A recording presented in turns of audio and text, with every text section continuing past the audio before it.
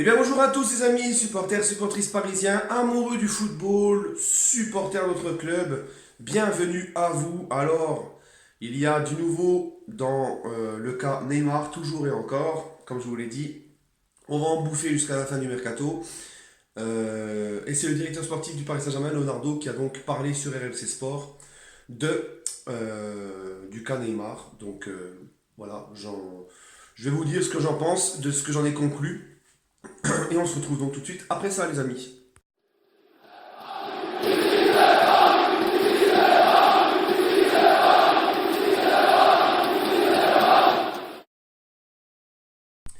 Donc voilà, les amis, donc on se retrouve donc pour, on va dire, analyser les propos de Leonardo sur la diva, sur RMC Sport. Oui, parce que moi, c'est pas parce que monsieur risque fortement de rester que je vais changer mon fusil d'épaule. Je suis pas comme certains supporters parisiens qui, si Neymar commence à marquer deux trois buts, ça y est, ils vont commencer à tout oublier, tout. Non, moi franchement, le mal, il est profond. Je suis quasiment arrivé à un point de non-retour avec lui. Donc, moi, j'oublie pas comme ça. D'accord. Alors, c'est pour ça que j'ai mis, petit jeu de mots, référence au Sequeda, puisque d'après ce qu'a dit Leonardo, moi je pense, et on va y revenir, qu'il va rester. Donc, c'est que dalle. Que dalle, parce que moi, que dalle, moi, je veux pas qu'il reste. Voilà, je veux pas qu'il reste. Enfin bref, moi c'est plus le cœur qui parle, hein. Je pense que Leonardo gère le PSG comme une entreprise, c'est un peu comme un chef d'entreprise, voilà, il a des intérêts aussi du club, il ne peut pas non plus brader Neymar, ça c'est sûr. Si le Barça, le Real ne donne pas une offre satisfaisante, parce que tu ne peux pas non plus le brader, il a tout à fait raison, ça c'est sûr, parce que c'est vrai que nous on parle avec la passion, moi le premier je veux absolument qu'il se barre, et pencher pour ce sentiment, bah, ça te laisse à, voilà, plus la fin du mercato arrive et plus tu vas te dire, bon, allez hop, il faut absolument qu'on s'en débarrasse, on n'a pas le choix, on va le brader. Non, Leonardo, il reste quand même beaucoup plus tranquille que nous. Voilà, nous, on voit ça d'un côté supporter, c'est vrai. Et dans un sens, Leonardo n'a pas tort. Tu ne peux pas brader Neymar, tu ne peux pas non plus, parce que c'est peut-être aussi ce qu'attendent le Barça, par exemple. Alors, je vais vous lire ce qu'a dit Leonardo au sujet de Neymar. Donc, il a dit Neymar a commis des erreurs. Donc, il confirme que Neymar a fait un peu n'importe quoi. Vous savez, moi je ne le connaissais pas avant. Au fil des jours, j'apprends à le connaître et je pense sincèrement que c'est un bon garçon avec un très bon fond. Et sur le terrain, c'est un joueur extraordinaire.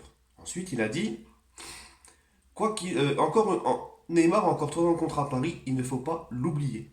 Voilà. Donc, pour moi, il y a deux hypothèses à tout ça. Soit Leonardo, euh, soit Leonardo reste ferme. Enfin, quoi qu'il en soit, dans les deux hypothèses, Leonardo reste ferme. Euh, et il annonce clairement, il sait clairement que le Barça ou le Real ne peut pas s'aligner sur ce que demande le Paris Saint-Germain. Donc Leonardo, il essaye en quelque sorte, en disant que Neymar il a un bon fond, etc. Il essaye en quelque sorte de calmer un petit peu le jeu aussi avec les ultras, parce que si Neymar reste, eh ben, il va jouer au parc. Et encore une fois, je vais être curieux de voir comment ça va se passer s'il reste. Et donc Leonardo essaie de calmer le jeu avec les supporters du Paris Saint-Germain. Et Leonardo sait que bah, si Neymar reste sur le terrain, c'est un plus pour Paris Saint-Germain, ça on va pas se mentir, à condition qu'il se pète pas encore son pied. Voilà. Donc soit Leonardo donc est sûr, quasiment sûr que Neymar va rester parce que le Barça lui ont dit qu'ils n'ont pas les moyens de s'aligner, ni le Real, etc. Soit Leonardo, et ça c'est une possibilité aussi, que moi je pense aussi, soit Leonardo dit ça, c'est de la communication pour justement que le Barça ou le Real, qu'ils le veulent les deux, se dépêchent de donner satisfaction au Paris Saint-Germain dans une offre, voilà. Hein, une offre qui convient à tout le monde. Donc ça peut être aussi une communication de la part de Leonardo. Moi, je le prends comme ça. Maintenant, la question, les amis, c'est aussi, je me pose la question, et d'ailleurs, ils en ont parlé sur RMC, et c'est pas la première fois que je l'entends, et c'est fort possible.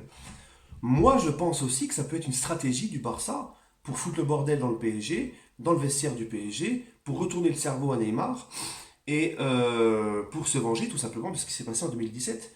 Parce que c'est vrai que le Barça qui veut récupérer Neymar après tout ce qu'il a fait pour se barrer au PSG, ce qu'il a déclaré, ce dirigeant du Barça, comme quoi c'est des incompétents et tout, pour moi, dans ma tête, c'était impensable qu'il retourne au Barça. Et encore hier, j'avais fait un tweet en disant que lui et le Barça n'ont pas d'honneur en fait.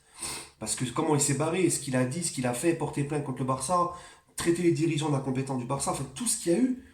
Je me suis dit, mais putain, mais Bertomeu, il a pas d'honneur, quoi. Il a rien, le gars, il a pas d'honneur. Et en fait, ça se trouve, tout ça, c'était une manipulation du Barça. Ils en sont capables, hein.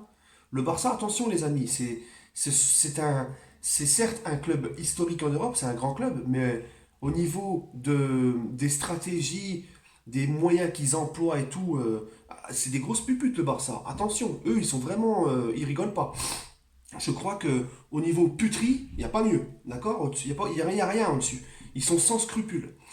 Et je pense que ça, c'est c'est un moyen pour eux, excusez-moi, je suis un petit peu pris, c'est un moyen pour eux peut-être de se venger de Neymar. Ils savent que Neymar est influençable. Il suffit juste que Messi lui envoie un petit message, je t'aime, tu manques, allez, reviens, machin, l'autre, ça y est. Ah oui, bah Barcelone, oh, Messi, Messi, tu vois. Il est très influençable, Neymar. C'est quelqu'un de très influençable, de très naïf.